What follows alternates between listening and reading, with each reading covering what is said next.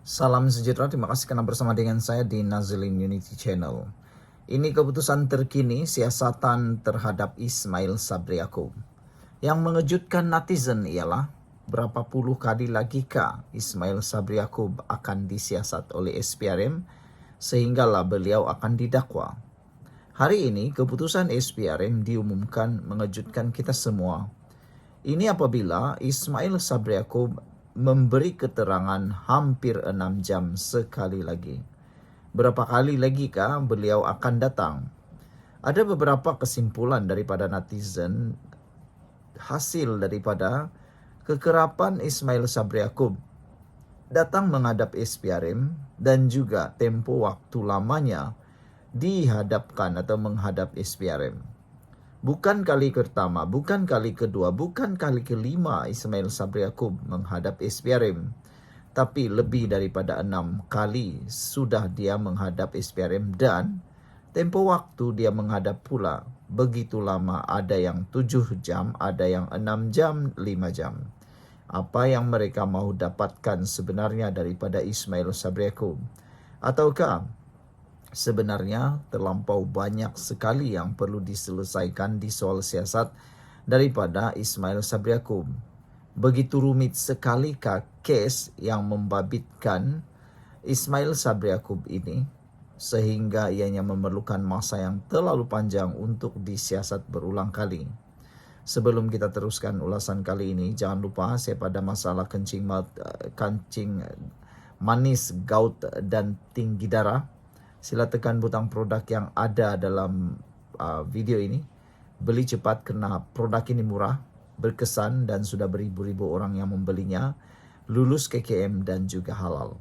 Saudara, bekas Perdana Menteri Datuk Seri Ismail Sabri Yaakob telah selesai memberi keterangan kepada Suruhanjaya Pencegahan Rasuah Malaysia SPRM hari ini berhubung siasatan kes rasuah dan pengubahan wang haram yang dikaitkan dengan dirinya. Ismail Sabri tiba di Ibu Pejabat SPRM di Putrajaya pada pukul 10.55 pagi dan dilihat meninggalkan bangunan tersebut kira-kira pukul 5 petang selepas hampir 6 jam memberi keterangan kepada pegawai penyiasat.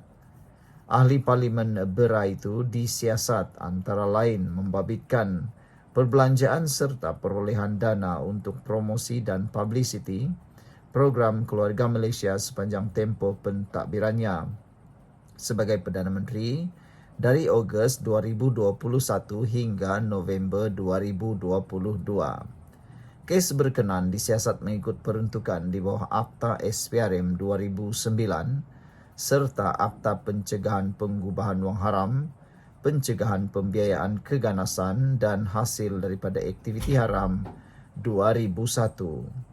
Sebelum ini, Ketua Pesuruhjaya SPRM Tan Sri Azam Baki dilaporkan berkata, siasatan terhadap kes berkenan masih berada di peringkat awal dan setakat ini telah mencapai tahap antara 15 hingga 20%. Saudara-saudara sekalian, yang menjadi pertanyaan dan buah mulut perdebatan netizen di dalam ruangan media sosial ialah apa yang menyebabkan sebenarnya siasatan terhadap Ismail Sabri Yaakob ini begitu rumit sehingga berkali-kali dipanggil, berjam-jam waktunya.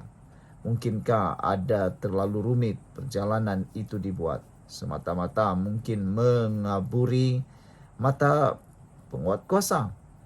Entahlah, kita pun tak tahu, kita tunggulah keputusan tidak lama lagi.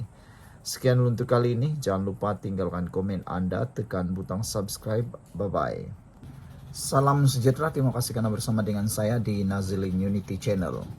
Puak PAS, perangai pelacur mahu gabung dengan UMNO sebab nak rampas kerajaan. Laporan daripada Harapan Daily. Sebelum kita teruskan ulasan ini, apa pendapat Anda tentang tajuk yang luar biasa ini? Memang panas, tetapi pendapat Anda. Puak PAS perangai pelacur mahu gabung dengan UMNO sebab nak rampas kerajaan, kata pemimpin ini. Sejauh mana PAS tak sabar lagi nak rampas kerajaan? PRU 16 akan diadakan 3 tahun lagi. Tapi PAS seakan-akan tak sabar lagi. Namun demikian sekarang bukan lagi soal sabar atau tidak. Tetapi ini sekarang bercakap tentang survival politik PAS dan Parti Bersatu. Bekerja sama dengan UMNO nampaknya menjadi jalan terakhir, cara terakhir, talian hayat untuk Parti Bersatu dan PAS bagi survival politik mereka. Hal ini karena sudah dapat dilihat sekarang ini, gabungan Barisan Nasional dan Pakatan Harapan terlalu kuat untuk ditandingi oleh Parti Gabungan Perikatan Nasional. Kelemahan Parti Gabungan Nasional ialah ketidakmampuan mereka untuk menarik undi daripada pengundi bukan Melayu Islam. Saudara, puak PAS perangai pelacur mau gabung dengan UMNO sebab nak rampas kerajaan, kata beliau. Sebelum kita teruskan ulasan ini, jangan lupa siapa ada masalah kencing manis, gout dan tinggi darah, sila tekan butang produk yang ada dalam video ini. Beli produk yang murah dan berbaloi ini untuk kesejahteraan hidup Anda. Sudah ramai orang menggunakan produk ini. Testimoninya pula beribu-ribu. Kata mereka, kami sehat dan kami bertambah kualiti hidup selepas menggunakan produk yang hebat ini, kata mereka. Lulus KKM, halal, dan juga dijamin berkualiti. PAS seolah-olah seperti pelacur apabila mau bergabung dengan UMNO demi keinginannya untuk merampas kerajaan, kata Ketua Angkatan Muda Keadilan AMK Cabang Pasir Mas Wan Abdul Hadi. Menurut menurutnya,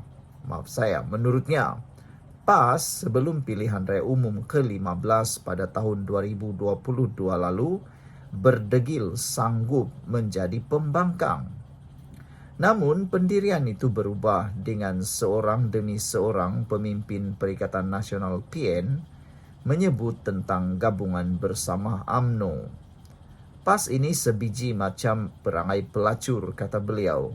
Dulu sebelum PRU 15, PAS kata sanggup jadi pembangkang.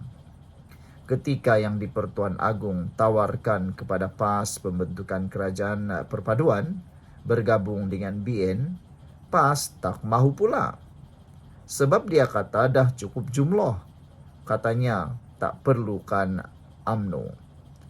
Hari ini, satu demi satu pemimpin PAS tunjuk perangai gila talak dengan UMNO. Templaknya menerusi TikTok beliau. Dalam masa sama, Wan Hadi membidas alasan pembangkang kononnya. Kerjasama dengan UMNO demi penyatuan ummah Melayu dan Islam. Dulu itu semua sandiwara semata-mata. Boleh kerjasama bukan sebab kepentingan kuasa. PAS nak bergabung dengan UMNO kalau bukan sebab kuasa, sebab apa? Soal beliau. Nak bergabung dengan UMNO sebab nak rampas kerajaan. Itu bukan sebab kuasa ke? Tegasnya lagi. Justru beliau berpendapat akar umbi UMNO boleh menilai niat PAS kerana sudah tahu sejarah pengkhianatan PAS dalam kerjasamanya dengan UMNO sebelum ini. Apa yang PAS buat kepada UMNO? Sejarah pengkhianatan PAS terhadap UMNO. PAS menubuhkan Perikatan Nasional PN dengan bersatu dalam keadaan PAS masih bersama dengan UMNO dalam Muafakat Nasional MN tambah Wan Abdul Hadi lagi. Saudara, ini satu pendedahan yang luar biasa, yang hebat. Kata beliau, seakan-akan PAS ini sekarang macam apa dia kata, perangai puak PAS, perangai pelacur, macam mahu gabung dengan UMNO sebab nak rampas kerajaan, kata beliau. Tinggalkan komen anda, tekan butang subscribe. Jumpa lagi. Bye-bye.